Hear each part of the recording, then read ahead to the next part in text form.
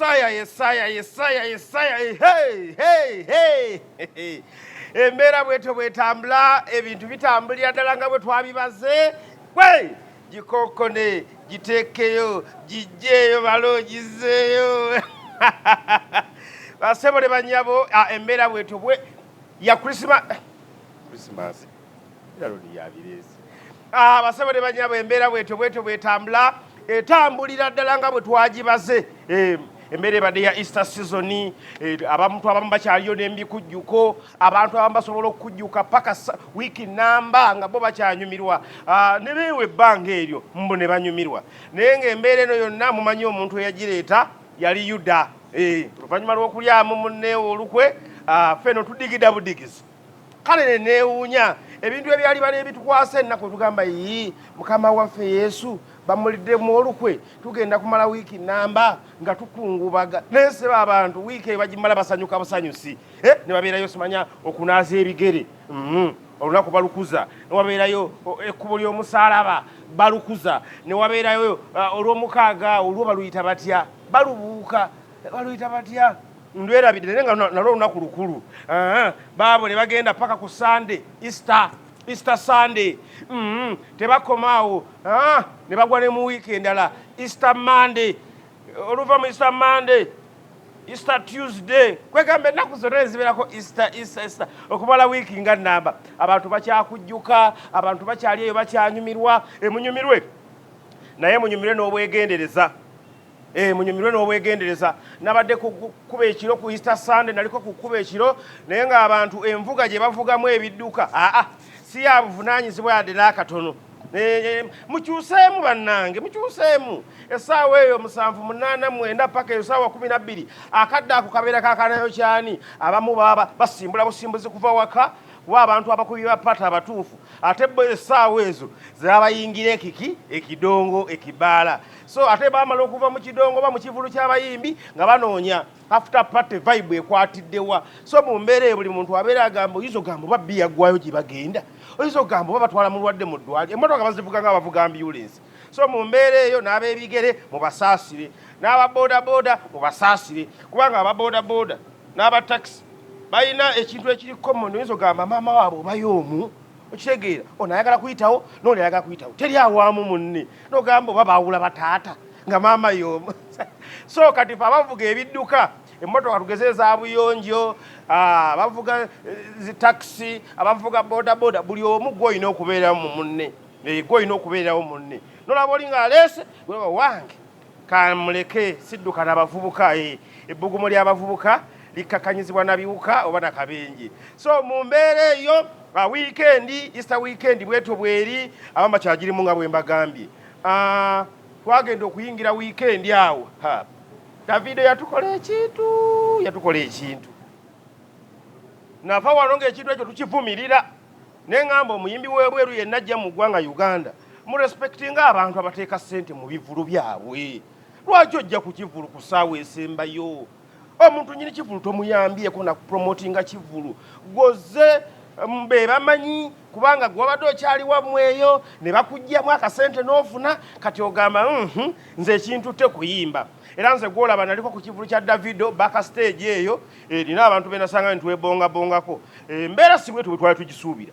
Kivulu ordinary emitwalo 15, osereeti, tewali vibe, era abo abantu betwafuna ndowooza omutegesi be yafuna si be yabala. Ateekeddwa okuba nga yanyiiga mukko. Ate gwe n'ovaawo ekivulu nga kimaze okuggwa n'ogenda eyo ku bbaala bagiyita mmezo, mu after party n'ozina. Abantu banyiivu, ozina ki Davido? Ozina ki? Ozereeti oluvudde mu mmotoka obuuso ogwa ku stage. Can you imagine? Tomaza ovuddewo awo ogeze mbu ku after party. Muli eyo bakugamba oyo mayanja Chameleon. Olekana. Abantu bayiza be banyiivu nnyo, era koonadda wano ojja kukiwulira. Kye twebanyiko ffe Abannayuganda tukuuma obusungu. Ate obusungu bwaffe ebiseera ebisinga buba buviira ddala ku kitebe ekikulu ku headquarters oba ku ggumba. So bw'onadda ojja kukiwulira. Tukuterese. Era waliwo abantu bangi abaavaayo nnyo ne balaga obutali bumativu ku mbeera eyo gye watuyisaamu nga Bannayuganda okutuuka leeti. okitegeera omu yali Ykee Benda n'avaayo n'ateekayo ekiwandiiko kiva kuno na kuno naye n'alaga obutali bumativu bwe n'agamba bannange bannayuganda abayimbi baffe abaawano tulina okwebereramu obwo bufala butumanyiira lwaki butumanyiira bwe butyo lwaki teburespektinga ssente y'omunnayuganda n'ayombaawo naye abaana ba social media waliwo ekyana ekyamuwa ssebo kyamugamba oleekaana ki naawe wano ku promo pate y'essomero wajja leeti ng'abannayuganda nga batereka obusuugu so Ykee Benda ndowooza si gwe yabadde omuntu omutuufu ow'okunenya Davido obadde wakolaakoladde ebikolobero ng'abaana ba secondary baakutereka imagine omwana n'anyiiga okuva ku ssomero yawasa n'okuwasa alina ne famire naye yatereka Ykee Benda Ykee Benda wanaatwasamirira tugenda kukola ki tugenda mukolako so embeera bweto bweri Davido kuno kulabula tokiddangamu kye wakoze abantu bakulaze nno tebakisiimye tebakyagadde ekintu ekyo si kirungi respect ekirala abantu bali mu commentinga ku nyambala ye ng'apafominga nze sikiraba mu buzibu ne bagamba laba international artist bw'ayambala n'ateekako akapale kali simple kasaati kali simple naye omunnayuganda ajja ku siteegi ng'ategese ekivulu ekisooka ava mu ggulu n'ogamba yayiseewo okuyingira eggulu takoma okwo nagira mu bino ebintu ebiyoola kasasiro alayoga twekoze ebintu omuntu ajja ku stage nagira mu kintu kino ekiyoola kasasiro bekiteeka ku kigundi ku kimotoka kya KCC bwe kitwalayo nagira omwo ng'ali bw'ati ng'abantu yalowooza muyimbi naye ng'abantu bamulanga kasasiro gwe Uganda olemwa abantu balina opinioni zaabwe ez'enjawulo buli muntu kyayagala kyayogera it's a free country buli omu kyoyagala kyokola tetukyagambwako tuli ba kitalo nnyo nga bwe tulowooza Davido mutadde naye kansuubire namuwulidde olulimi lwewabwe tayagala naddwogera buli kimu ayogera Luganda ze kyemanya akatambi kano agenda kalaba akimanye nti bannayuganda si basanyufu never do it again okay awo nvuddewo era nga njagala obbagamba nti era weekend eyo yenyini teyatuleka kyekimu weekend yatuyisiza ddala bubi nnyo kati ffe ngaffe abawagira Mayanja family okitegeera twali awo nga tukimanyi tugenda kubeera ne bamayanja family batukuba omuziki family negenda negwamu enkyukwe tragedy negwamu ekikangabwa so mu mbeera eyo bwe twogera ebigambo bino nga yo family ya Mayanja family yafiirwa omwana abeera muganda waabwe abeera muzzukulu omwana wa family yamanyiddwa nga Humphrey Mayanja yali awangalira eyo mu nsi z'abazungu ekirwadde gye kyamusanga ne kimubala embiriizi paka lunaku lwa jjojjo wano jjuuzi lwe mumanyi obulungi amawulire ne gatutuukako ti Humphrey eyiye bavuunise so kunyolwa kw'amaanyi abantu bakyeyiwa abantu beeyiye bakyeyiwa okumanya beeyiwa ne bebekulu yabadde atuuka ku gundi ku mufu bw'ati n'aserera n'agwa ne ŋŋamba abantu nga beeyiwa abantu beeyiwa ku bufu bakyeyiwa ne bwe balaba bamaze omuziika bakyeyiwa enteekateeka z'okuziika lwakusatu ekalangaalo eyo mumanyiyo kalangaalo za saidi zeeyo emitiyana gye bagenda okumugalamiza so embeera bwetyo bweri amawulire ga nnaku mu famire Mayanja naye bannayuganda kyenjagala obbasaba mu kaseera kano ebiseera ebisinga waliwo embeera gye tagenda kusaagiramu nga tulina ogirinda embeera eveewo tugenda obulamu bwaffe maaso kati ng'embeera y'okufiirwa omuntu temugisaagiramu embeera y'okufiirwa omuntu temugisaagiramu bannayuganda social media tufuukidde social media naye omuntu anasaagira mu nsonga ezi serious tujja kumuwa tuli beetegefu tujja kumuwa kati Dr. Jose Chameleon afiiriddwa muganda we ali mu nnaku y'amaanyi temanyi kye bayita kufiirwa muntu leka muleme kubeera ng'abatafiirwangako omwana ajjeeyo essimu agirese ku social media nga Dr. Jose Chameleon asindikira mukulu we message amulaga mbuno nze nakusigaza busigaza kutwalanga muganda wange naye olina omutima ogw'enzikiza ninga kati agamawulire mu kaseera kennaku kano geetaagisa oli n'agamba mbu babadde tebakwatagana bulungi bannange njagala okubagamba ebigambo bino abooluganda bita si busuwa obusuwa obwekoonyeyo bwatika bakubina ebyo bimugeresa engero zemugeragera mbwe n'ab'omukwano busuwa bwatika bwe bwatikira bwekatikira naye abooluganda bita ne bwe byekoona tebyatika ate njagala mutegeere nti nno abantu mu nsi eno bonna bafuna obutakkaanya naye bw'oba toli mu kamera oba mu limelight obutakkaanya bwammwe oba obutakkaanya bwaffe bukuyitako nga tobutegedde naye bali engeri gye bali mu maaso g'abantu kitegeeza buli ekinaagwawo tujja kitegeera te tekitegeeza mupaka kati babadde tebakwatagana nno biri byaggwawo lebehaginga balina ne birthday mabegakaawo nga balinga families okitegeera so embeera eyo tubeere bakkakkamu nnyo nnyini ddala ekirala omutimbagano gufuusa omutimbagano wano mayanja family omu amanyiddwa nga Palaso the Sakafuli boss yavuddeyo n'akola posti abaana ne bamuwa oba ekyo ekigambo okuwa kyavaawa tibamuwadde alikooti siiti so yavuddeyo n'akola posti awo n'ateekayo ekifaananyi nze nakirabye posti nagirabye nga yakayitako essaawa nga 8 olunaku lw'eggulo ng'ali ne Davido bw'ati ataddeko ebigambo wammanga bakabejja abatawunyikamu God sent ambanga ebigambo by'amaanyi abannayuganda batandika naye gwe weya yugulo wakulira wa omulambo gukyali mugundi mu ddiiro oli eno osireyinga ate kati Palaso yatandise ddi okusireyinga si byabakazi ebyokusireyinga oli eno lwaki tokungubagako mbaana mmwe muyina buzibu ki bw'otuulako ku muganda we ebbali awo n'ovaamu kutuziga osalwa era bagenda ku muziiko ddemu okole posti zoyagala naye n'omufa akyali mu ddiiro gw'oli eno ku social media osireyinga teekayo ekifaananyi ky'omufu ng'otugamba tubagumye tujja bagumya naye ekyo kintu kyokola si kirungi Palaso never kati yagambye never kyeka yabadde ate yamwagala abalaga bamuwa buwi so embeera eyo tugivumirira obulamu bulina okugenda mu maaso ekyo mulina okukimanya omuntu bw'ava mu bulamu bw'ensi eno okungubagamuko naye buli lwokizuula tagenda kudda you have to move on go find another lover move on kayimba radio yakayimba nga kitegeeza ne bw'obeera ng'oli mu love omwana ow'obuwala manye abaana ab'obuwala bye basiga okubeera n'obuzibu mu bintu bya laavu fe abasajja tetulina nnyo kizibu nnyo mu laavu era nagenda okizuula nga omusajja ekimwenza mukazi yaba aliko obuzibu naye ekizibu osanga omusajja avudde mu bbanga awo n'atandika okwenda so abaana ab'obuwala mweddeko mu mbeera eyo naye ndowooza akayimba ako ebigambo ebyo oba ebintu ebyo bye bya inspiringa radio n'akayimbira ffe abasajja era abakazi tekabakwatako kayimba ka basajja bokka move on go find another lover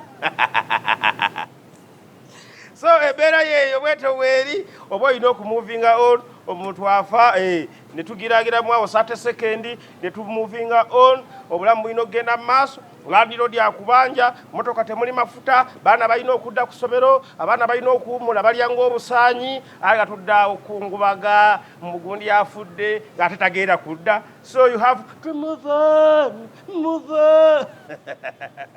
so embeera yeeyo bwetyo bweri mu ggwanga tusigale nga tuli bakkakkamu nnyo njagala kulabula omanyi nze ntera okuyitirayoko ku fangoni eyo ntera oyitirako ku fangoni eyo ebintu bya fangoni ebimu mbimanyi njagala kulabula omanyi waliwo CEO Alien Skin top 10 naye kati akyali top 10 oba top 10 kuba eggwanga yalikwata bwati n'alinyigira mu ngalo ebigambo byayogera mu bitwale nga biri serious buno obubaka bugenda eri abategesi b'ebivulu nze mbeerako ku fagoni eyo oli najja okubuukinga Alien n'amuwaako ssente ne wasigalayoko ssente ezimu ne bateesa naye abategesi b'ebivulu balina ekintu kye bakola ekintu ekyo mweddeko mwe mulinga mulowooza muli bagezi naye ago amagezi tuli bagezi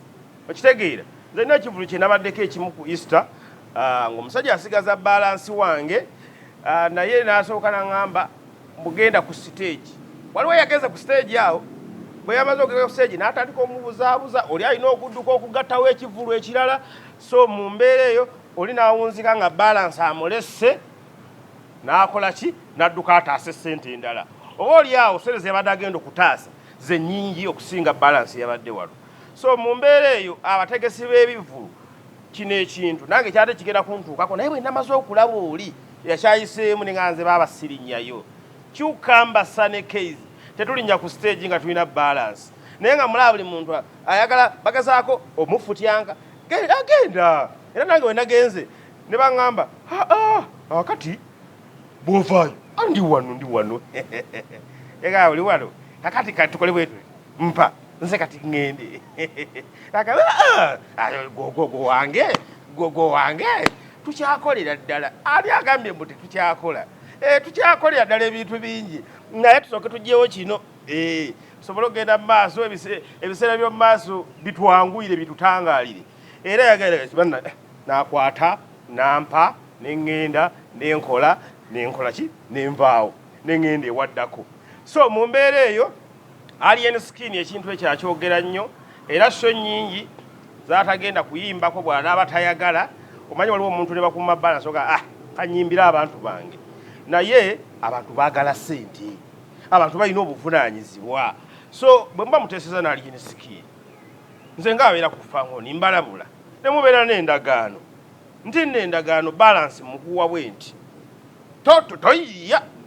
toyiya era yagenza okuva ewaka mu biseera by'ennaku enkulu ng'amaze okugamba gye tugenda yonna gye bantimbye tujja naye ensonga enkulu balance akubeera ennyo mu ngalo ekitegeera balance akubeera ennyo mu ngalo so tusobole okukola ebintu nga ffenna twenyumirwa era agenda kutuuka akugambe sebo ndi wano ntuuse oba bakugambe bekikwatako nti ali wali mu mmotoka ka balance otandika okupalapalanya bakuweemu eddakiika awo nga 12 nga tokutula agenda ataasa omulimu omulala so ebivulu bisala mbimanyi naye olina okugenda n'oyogera n'omuntu omuyimbi oba artist gwe wategese n'omugamba yeno embeera eri ku gulawundi nyamba tukole bwe tuti okusinga okubeerawo nga weekalakaasa abantu abategeka ebivulu byekalakaasa ayimbe oba tayimbe biki agolaba abantu abayina ngalowooza mbu ne bw'atayimbe mbu ssente agenda kufuna